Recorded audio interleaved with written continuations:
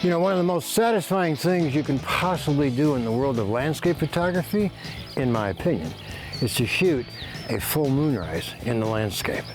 But the question is, how do you get a correct exposure for that full moon rising?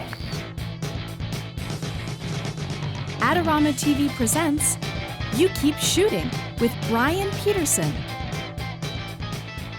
Hi, I'm Bryan Peterson, and I am the author of Understanding Exposure, including understanding how to set an exposure for the full moon that will be rising here shortly in the landscape of Provence.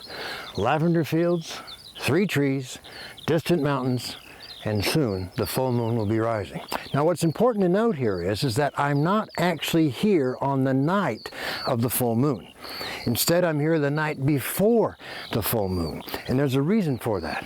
It looks darn near full the night before, and it actually begins to come up into this landscape, that eastern direction I'm facing, before the sun to my west has completely set and turned this landscape into darkness. There's still enough light in the overall landscape here for me to set an exposure. And again, that brings up the point. Where do I set the exposure?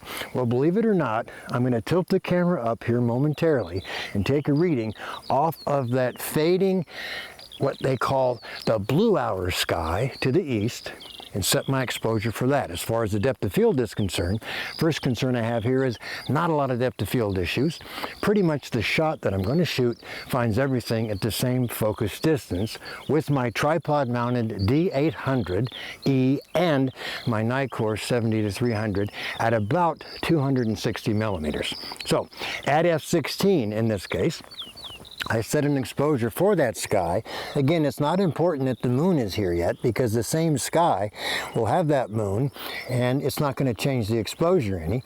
So at f/16 with 200 ISO, I'm getting exposure time -1, by the way. I always want to do this at -1, and subsequently 16 at a 15th of a second with 200 ISO is what the exposure is.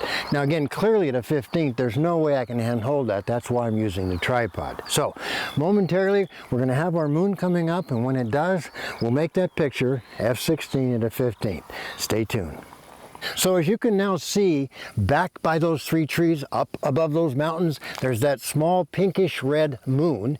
That's what I'm going to be photographing. Now the key to this is to set your exposure to the left or to the right of the moon. You can have the moon in the shot, not a problem. So in doing that, I'm finding out at f/16 my exposure time with 200 ISO right now is 1/4 of a second.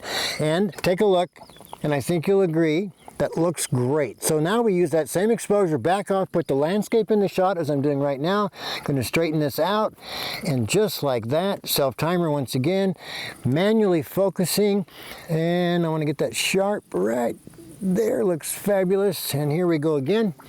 And 1, 2, 3, click. Take a look at that photograph. Nice. I think you'll agree. It's really pretty simple. Let's review really quick.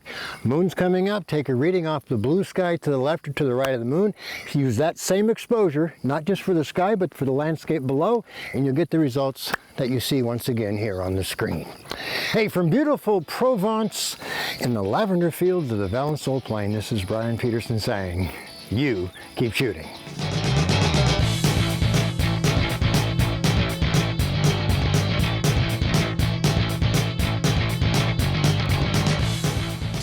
Great looking prints at low cost? Be sure to visit our easy-to-use online printing service. Adorama Pix has professionals who treat your images with the utmost care that you can count on. For a quick turnaround on photos, cards, or albums, use AdoramaPix.com.